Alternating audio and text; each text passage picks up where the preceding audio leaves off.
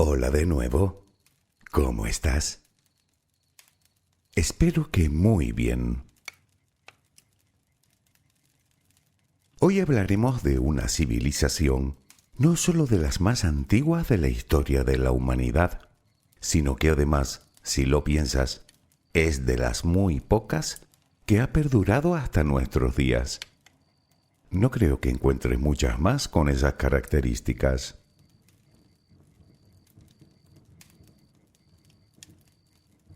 En otros audios hemos hablado de Mesopotamia, de Egipto, de la antigua Grecia, de la antigua Roma. Todas ellas forman las bases de nuestra cultura occidental y de algún modo con todas ellas estamos más o menos familiarizados. Sin embargo, con las culturas asiáticas no suele ocurrir lo mismo. Bueno, probablemente nos quede mucho más lejos geográfica y culturalmente, y eso tal vez haga que le prestemos menos atención. Sin embargo, hablamos no solo de uno de los estados más grandes y poblados del mundo, sino de una de las primeras potencias económicas y militares en la actualidad. De hecho, lo han sido durante casi toda su historia, y desde luego la huella que han dejado en el mundo moderno, particularmente los chinos, no es precisamente poca.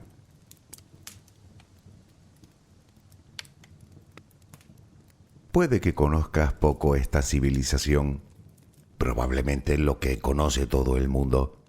Por ejemplo, su capital, Pekín o Beijing, como la llaman ellos, o la Gran Muralla, un conjunto de estructuras colosales de más de 20.000 kilómetros de largo en total, que se extiende desde la frontera de Corea hasta el desierto de Gobi, y que por cierto no puede verse desde la Luna, tal y como afirman algunos. Eso es un mito. También te sonará el ejército de guerreros de terracota, uno de los hallazgos más importantes de la historia de la arqueología.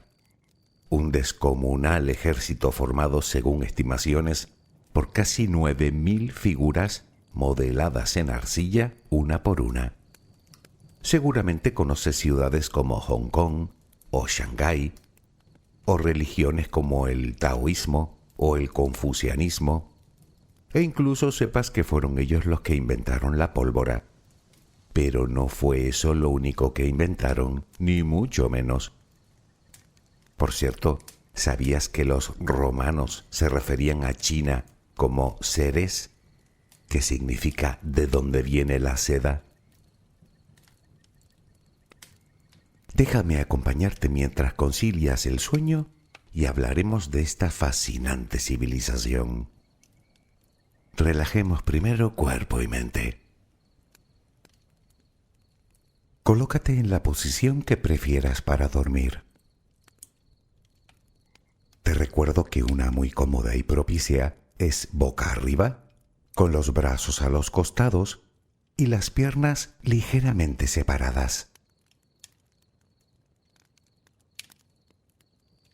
Cierra los ojos e intenta que los párpados estén lo más relajados posible.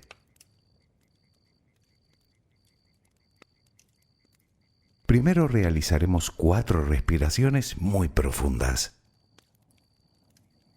Toma aire por la nariz, pero dejando que sea tu estómago el que se mueva, mientras que tu pecho permanece inmóvil. Al tomar el aire, tu estómago sube dejando espacio a tus grandes pulmones que se llenan por completo. Cuando ya no puedas aspirar más, retienes el aire 2 segundos y lo sueltas por la boca lentamente. Tu vientre vuelve a bajar y comienzas a sentir cómo va saliendo de ti toda la negatividad, todo el estrés, toda la ansiedad.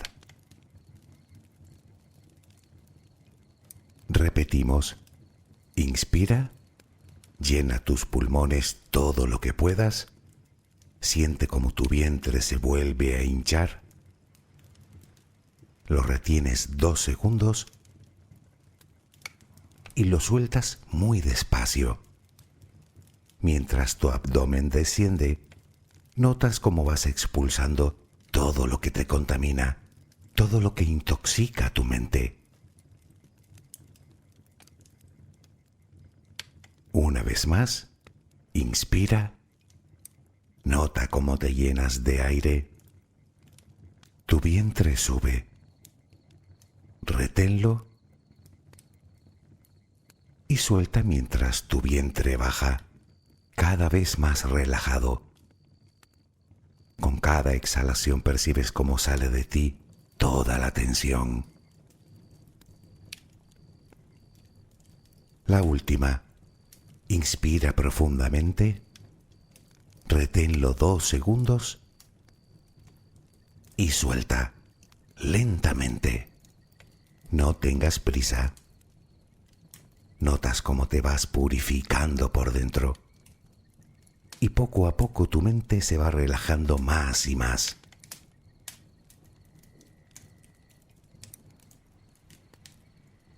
Ahora sigue respirando. Tranquilamente, serenamente, sin forzarlo. Intenta que siga siendo tu abdomen el que se balancee con cada respiración.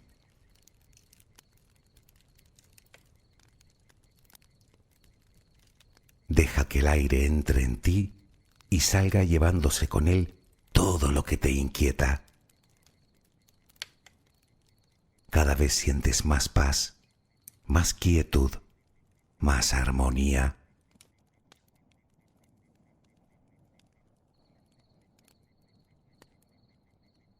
Ahora iremos relajando todas y cada una de las partes del cuerpo. Comenzamos por los pies, bien apoyados sobre la cama. Nota cómo se van relajando cada vez más. El pie derecho, el pie izquierdo. Ambos quedan totalmente relajados.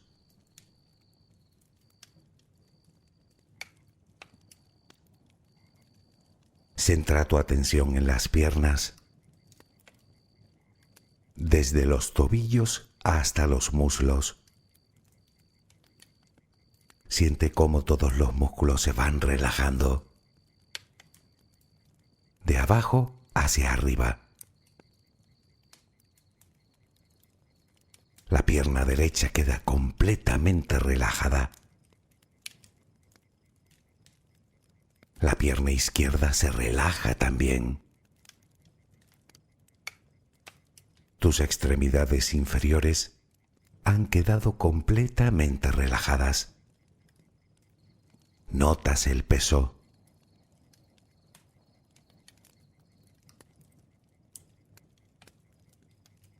Toma conciencia de tu cadera.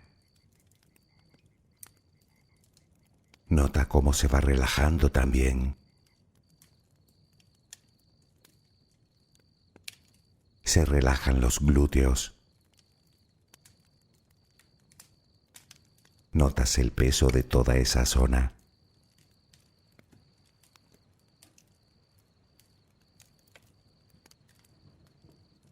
Piensa ahora en tu abdomen y en cómo todos los músculos de esa zona se van relajando aún más. Nota el alivio, la paz, la calma, el sosiego.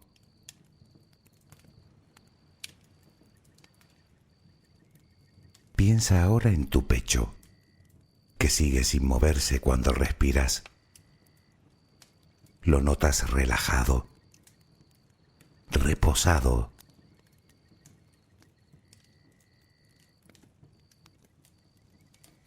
Centra tu pensamiento ahora en la espalda y en todos los músculos que la cubren.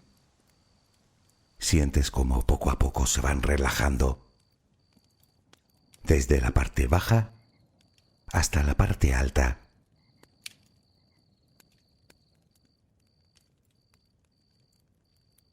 Los hombros se relajan también.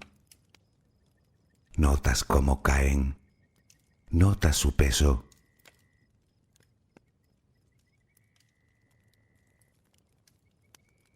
Tu brazo y antebrazo derecho. Tu mano derecha.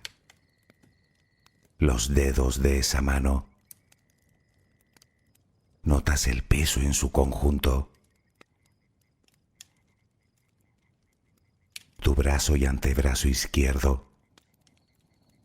Tu mano izquierda. Los dedos de esa mano. Notas como todo eso pesa.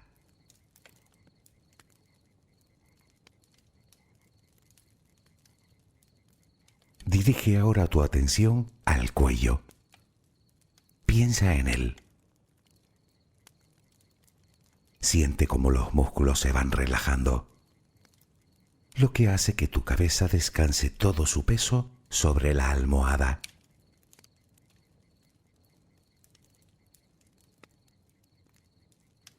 Relaja la mandíbula.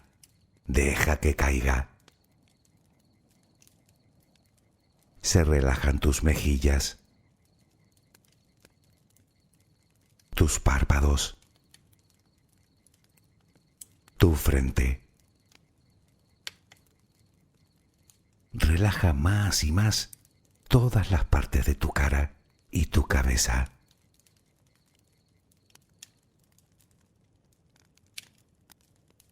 A cada instante sientes como todo tu cuerpo se distiende más y más.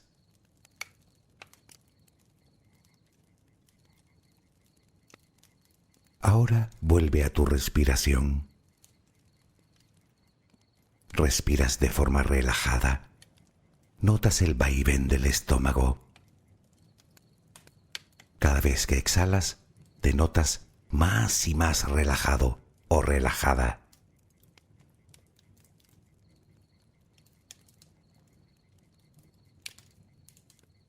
Ahora visualiza un punto de luz muy intensa que aparece justo en el centro de tu corazón. Es un punto muy pequeño, pero muy brillante.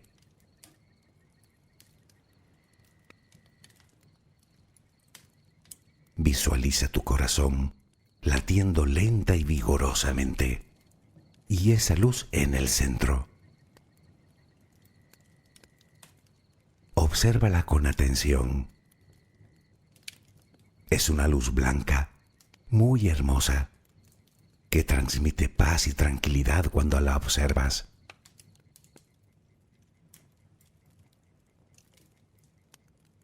Ahora ese punto de luz comienza a crecer hasta convertirse en una diminuta esfera. Cada vez que inspiras, esa burbuja de energía crece y crece hasta que tu corazón queda encerrado en su interior.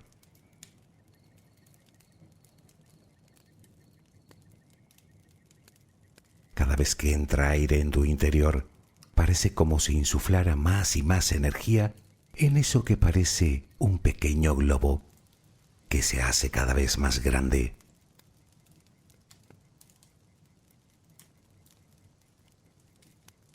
Poco a poco tu pecho se ve envuelto por ese globo.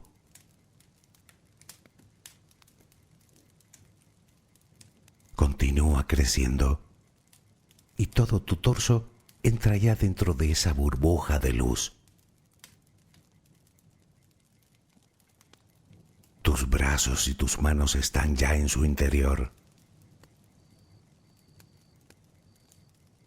A medida que tu cuerpo va quedando dentro de esta burbuja, vas notando su suave calor, su inmensa ternura, su energía.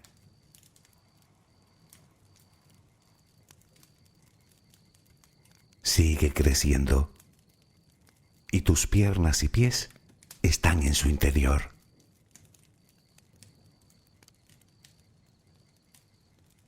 Por último, tu cabeza se ve envuelta también por esa preciosa burbuja de luz. Es como una barrera que te protege de todo lo malo que hay en el exterior. Imagínala como una pompa de luz que te envuelve por completo. Aquí puedes descansar. Aquí no hay nada que pueda perturbarte. Aquí no hay ni pasado ni futuro.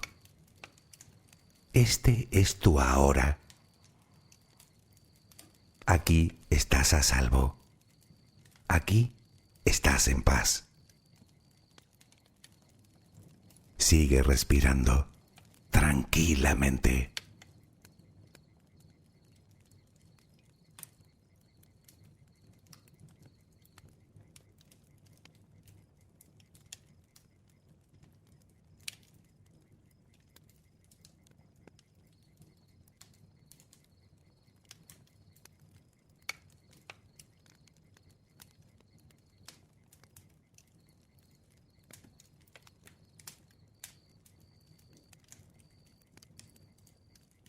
Son muchas preguntas a las que intentaremos dar respuesta en estos dos audios.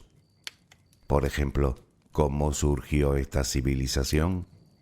¿Cómo llegó a ser una nación tan enorme? ¿Quiénes la gobernaron? ¿En qué se basaba su economía? ¿Quiénes construyeron la Gran Muralla? ¿Qué les impulsó a invertir tanto tiempo y esfuerzo en crear algo tan enorme? ¿O para quién se creó el ejército de terracota y con qué finalidad? ¿Qué serie de inventos les debemos? Y por cierto, ¿de dónde viene el nombre de China? Ahora que lo pienso, me temo que voy a tener que resumir mucho si quiero contestarlas todas.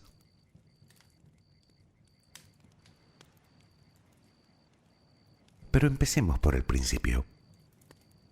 La historia de China la podemos dividir principalmente en dos etapas, la preimperial y la imperial. Sin embargo, quiero dar un paso atrás, porque mucho tiempo antes de la aparición de una civilización, estas tierras estuvieron ocupadas por distintos homínidos, lo cual resulta muy interesante principalmente por una razón.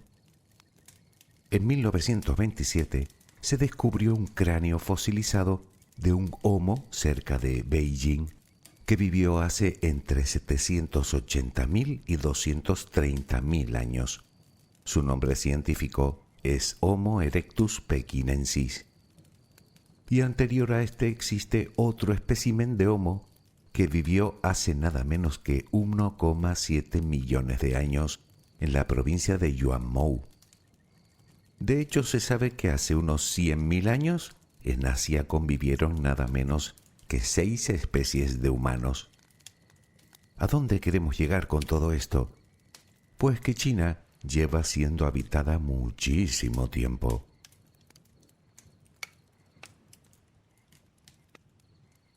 Sea como fuere, se sabe que los primeros grupos humanos neolíticos surgieron en torno a los valles del río Amarillo y del río Yangtze, entre el 6500 y el 5000 a.C. Las evidencias arqueológicas sugieren un alto nivel de sofisticación en la cultura agrícola de estas poblaciones primitivas. Y aunque en general se acepta que la cuna de la civilización china se creó alrededor del 5000 a.C. en la provincia de Henan, precisamente en el valle del río Amarillo, también hay que decir que la cultura china, como tal, es la mezcla de distintas culturas primitivas que se fueron sucediendo entre el 5000 y el 2000 a.C. y que fueron añadiendo particularidades reconocibles como el cultivo del mijo y del arroz, el tallado de jade, grandes construcciones como residencias, tumbas y murallas, la construcción de talleres o un importante intercambio comercial.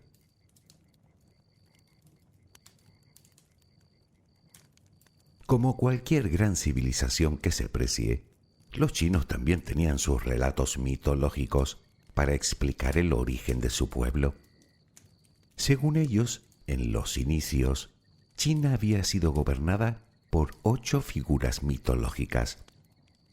Por un lado tenemos a los conocidos por los 3 Augustos, Fu Xi, el primer hombre, Sui Ren, el inventor del fuego, y Shen Nong, el creador del cultivo.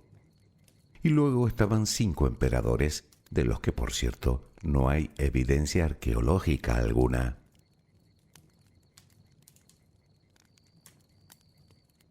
Lo cierto es que China comenzó siendo una civilización eminentemente agrícola que presentaba una gran diversidad étnica, lingüística y religiosa. Poco a poco, las distintas dinastías, pertenecientes sobre todo a la etnia Han, la más numerosa de las 56 etnias chinas reconocidas, fueron influyendo no solo en su historia, sino en su cultura, homogeneizando, por así decirlo, el país. La pregunta es, ¿qué dinastías eran esas? Bueno, te podrás imaginar todo lo que pudo ocurrir en miles de años, así que lo mejor será resumirlo un poco.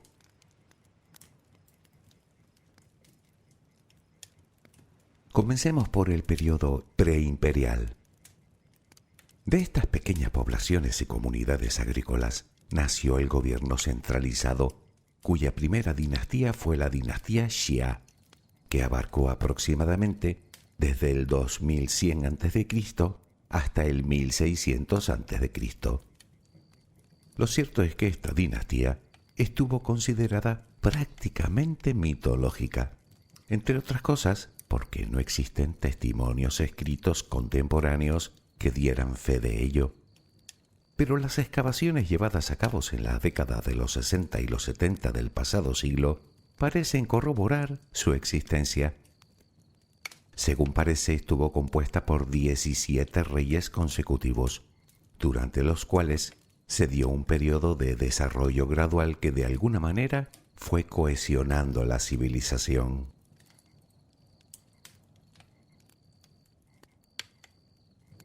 Pero los humanos somos como somos, y lo hemos sido desde tiempos inmemoriales. Según se cree, los gobernantes de la dinastía Xia vivían en una desmedida opulencia que estaba agotando los recursos del reino y, en consecuencia, suponiendo una enorme carga para el pueblo. Así que el último gobernante de esta dinastía, Ye, fue derrocado por Tang, quien estableció la siguiente dinastía, la Shang, que duró desde el 1600 a.C.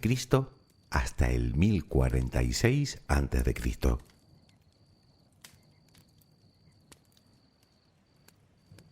Tang asumió el liderazgo del país, redujo los impuestos y detuvo de inmediato los extravagantes proyectos de construcción iniciados por el rey anterior. Se dice de él que gobernó con gran sabiduría y eficiencia, tanto que las artes y la cultura florecieron. Con esta dinastía, la dinastía Shang, se desarrolló la escritura, la metalurgia, la arquitectura y la religión. Y es que antes de esta dinastía, el pueblo adoraba a muchos dioses, dioses tan grandes como remotos. Debido a la necesidad de personajes más, digamos, cercanos que atendieran sus necesidades, comenzó la práctica del culto a los antepasados. Ellos creían que cuando alguien moría, adquiría poderes divinos y podía ser invocado para que prestara su ayuda en tiempos de necesidad. De ahí que aparecieran sepulcros repletos de todo tipo de cosas que alguien pudiera necesitar, con el fin de que tuvieran una vida más cómoda y tranquila después de la muerte.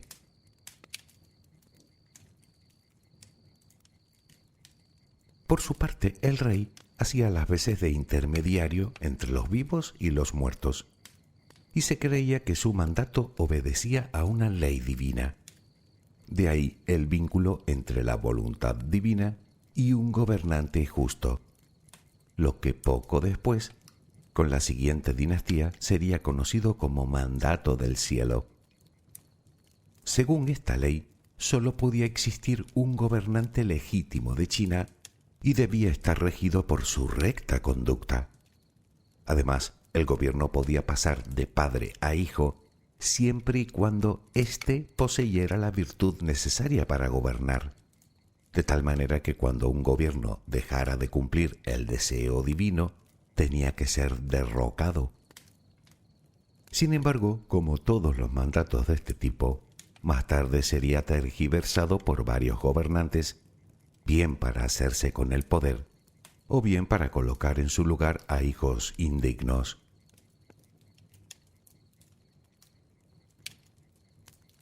Sea como fuere, fue precisamente amparándose en este mandato que aparecería la tercera y última dinastía preimperial, la dinastía Zhou.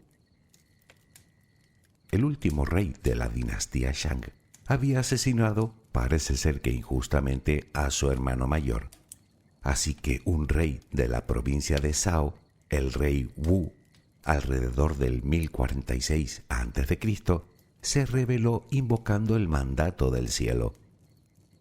Wu argumentaba que los reyes de la dinastía Shang ya no actuaban en interés del pueblo, por lo que habían perdido el mandato del dios de la ley, el orden y la justicia, el dios Shang-Ti.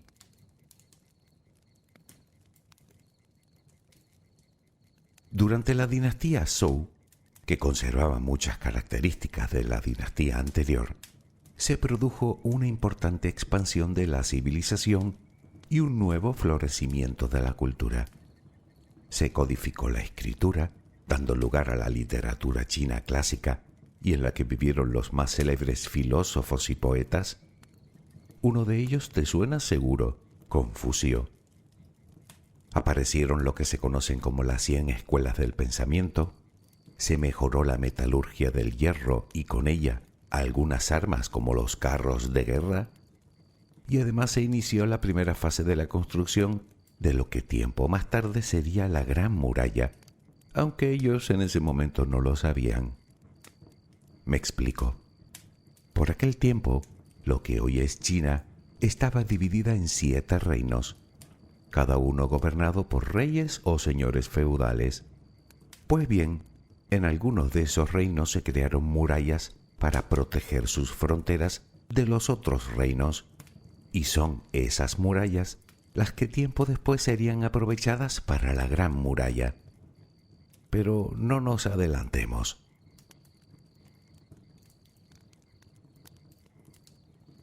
Esta dinastía tuvo 2 etapas, la occidental y la oriental. La primera duró entre el 1046 y el 771 a.C. La segunda, bastante más compleja y la que nos interesa, entre el 771 y el 256 a.C., justo hasta el establecimiento del imperio. Esta segunda etapa se divide a su vez en 2 periodos, que conviene comentar dado el desenlace del segundo de ellos. El primero tiene un nombre curioso. Se le llama periodo de las primaveras y otoños, y va desde el 771 hasta el 481 a.C. Su nombre se debe a que así se nombra en la crónica oficial del estado de ese momento. El segundo recibe un nombre más, digamos, explícito, el periodo de los reinos combatientes, y comprende entre el 481 y el 256 a.C. Fue precisamente en este segundo periodo, en el de los reinos combatientes, cuando cambiaría por completo la historia del país.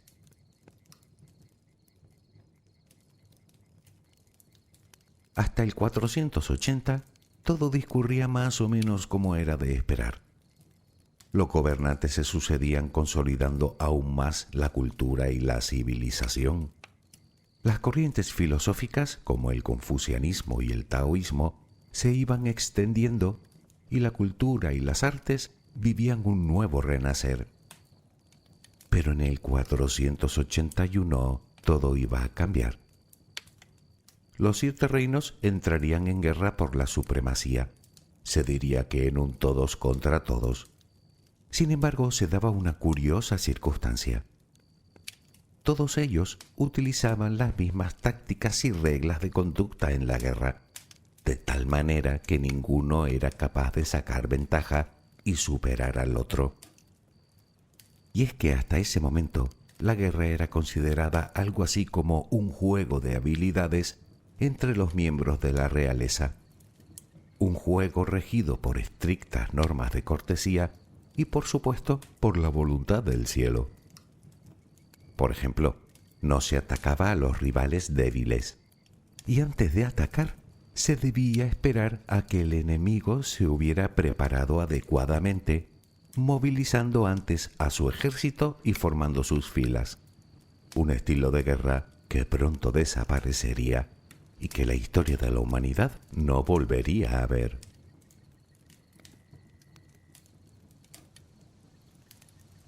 Así transcurrió todo un siglo de luchas interminables, hasta que un estadista del estado de Qin, un tal Shan Yan, a quien se relaciona, por cierto, con la famosísima obra El arte de la guerra, no como autor, pero sí como gran conocedor de ella, cambió las tornas. Para Yang había que obtener la victoria al precio que fuera, así que cambió las reglas del juego, impulsando la guerra total. Y entre el 262 y el 260 a.C., el estado de Qin obtuvo la victoria sobre la dinastía Zhao. Entonces subió al poder un nuevo rey llamado Jin Zheng, del reino de Qin, que en el 221 a.C. se proclamaría vencedor, uniendo los 7 reinos bajo una misma bandera. Acababa aquí la época preimperial.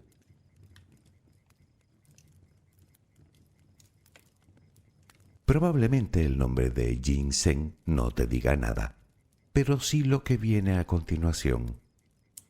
Resulta que este nuevo rey se proclamó Shi Huangdi, lo que significa primer emperador. Sí, ya sé que eso tampoco te dice nada, pero ¿y si te digo que el vocablo Qin en realidad se pronuncia de forma parecida a Xin?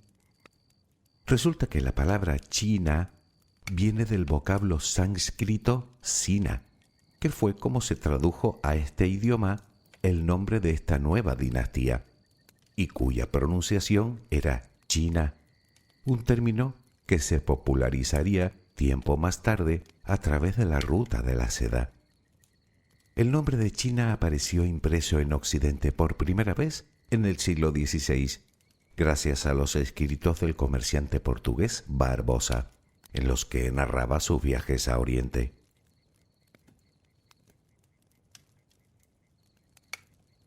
Pues de ahí procede el nombre de China, de su primera dinastía imperial, la dinastía Qin o China del sánscrito. Una época, la imperial, que duraría hasta nada menos que 1912, cuando el último emperador, Puyi, abdicó debido a diversos factores: gran inestabilidad, revueltas, desigualdad, guerras económicas, injerencias de potencias extranjeras, todo lo cual daría lugar, varias décadas después, a la revolución y al ascenso de Mao. Pero bueno, eso es otra historia. De momento sigamos.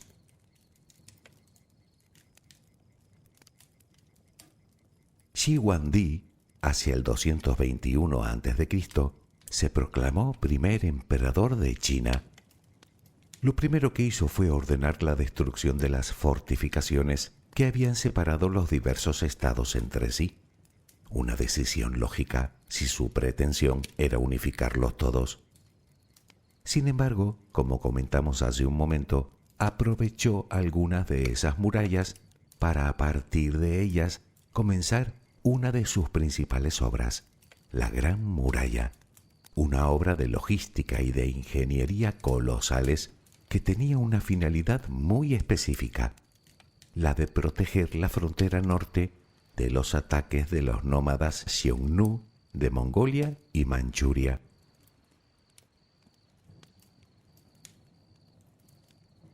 Lo siguiente que hizo fue fortalecer sus infraestructuras.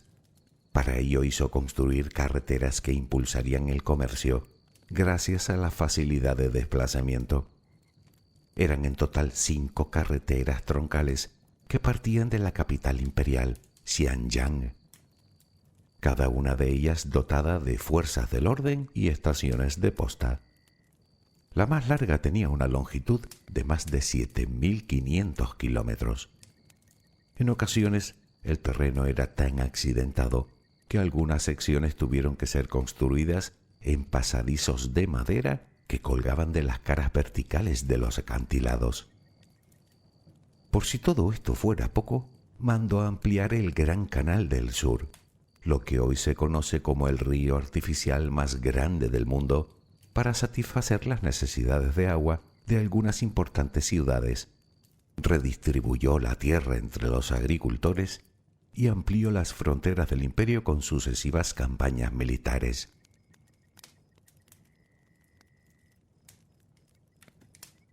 Shi Huangdi comenzó siendo un gobernante justo y con visión, logrando con ello grandes avances, pero con el tiempo cambió. Su gobierno se fue volviendo cada vez más autoritario, lo que hizo que su popularidad fuera cayendo paulatinamente. A medida que iba avanzando su mandato, Shi Huangdi fue abandonando su interés por el mundo de los vivos a favor del mundo de los muertos, tanto que se fue volviendo cada vez más paranoico con la muerte, centrando su preocupación en cómo evitarla y buscando incansablemente la inmortalidad. ¿Recuerdas el ejército de terracota? Pues fue creado precisamente para él. Pero eso es algo que te contaré en el siguiente capítulo de esta apasionante historia. ¿Te parece bien?